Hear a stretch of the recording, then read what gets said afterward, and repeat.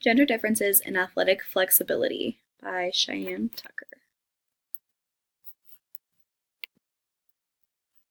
So baseball compared to softball players. Baseball and softball are very similar sports in terms of objective as far as the object to score. So hit the ball, score runs, play defense to keep people from scoring.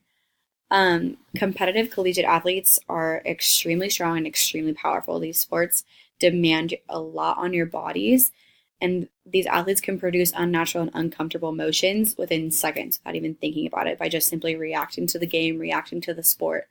A catcher can sit in a squat for hours on end, and a shortstop can throw a ball completely across his bodies as his body's shifting the opposite direction. A pitcher can throw a ball from an arm slot, there's elbows almost at his knee, and throw it in there at 100 miles per hour. So to be able to produce these crazy motions, their bodies require a lot of flexibility and a lot of laxity in their joints. Studies have been conducted to see the differences in flexibility between baseball players based on positions, so like pitcher compared to catcher, infield compared to outfield, that kind of thing. And the same thing for softball players as far as comparing their glenohumeral joint range of motion deficits. But as far as the two being compared against each other, so baseball versus softball, I couldn't find any studies done that compared the flexibility between the two sports, which I thought was very interesting because of the fact that the sports are so similar. You'd think that there'd be a lot more comparisons side by side. So who is more flexible?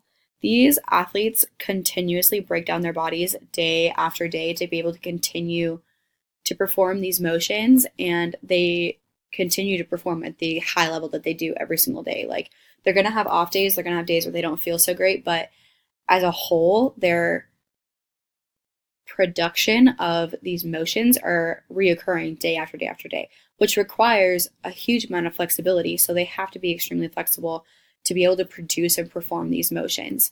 So I'm curious to know if one is more flexible than the other. And due to the fast pace of softball compared to baseball, are softball players able to produce these motions quicker because of the fact that they're more flexible, is what a big question is. An athlete's flexibility is a very important aspect of their game because being flexible allows for these fast-paced movements to occur without even thinking about it, and as well as reduces the risk of their injury, which is really important for college athletes that they're going to school to play their sport, and so they don't want injuries. So my research question was, is there a difference in flexibility between male baseball players and female softball players due to the quickness differences between the two? So softball's obviously played at a faster pace. Time-wise and inning-wise, baseball players play longer innings than softball players do.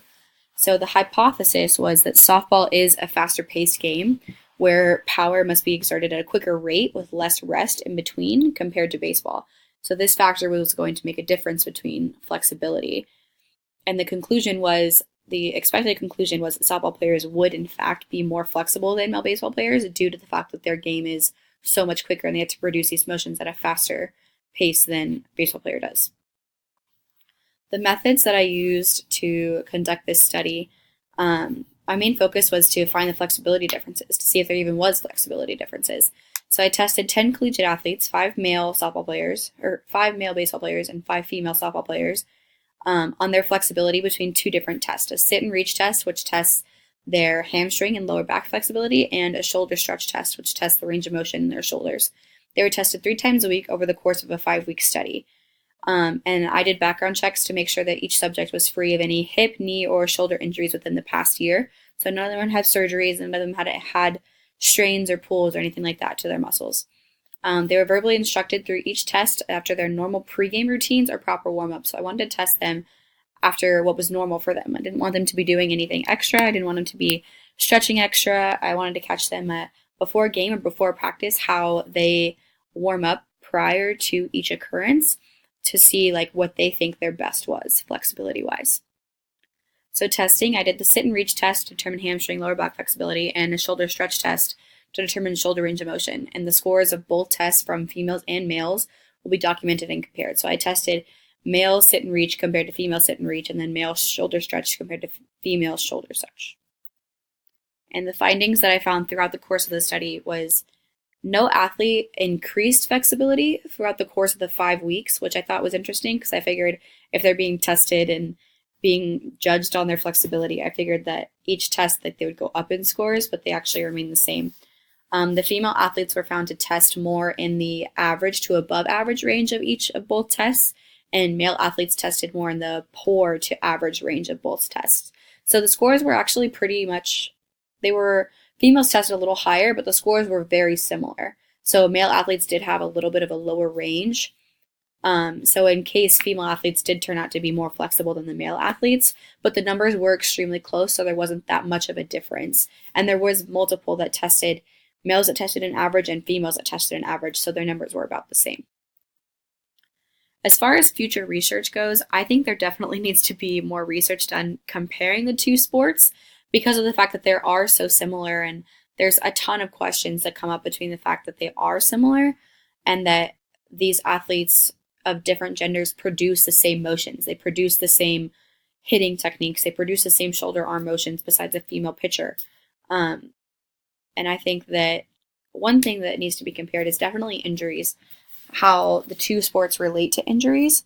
For example, what's the difference in comeback after surgery? Is there a relation with injuries by position? Is there a difference in average athletes that started playing the sport? So the average age, like I know softball players start playing really young and baseball players start playing a couple years older, probably about like 8 or 12. Does that have an effect on their game? What effect does it have? Does the longer an off season have a correlation of burnout between the two sports? Because I know that baseball players play, even in college, baseball players play all throughout the summer.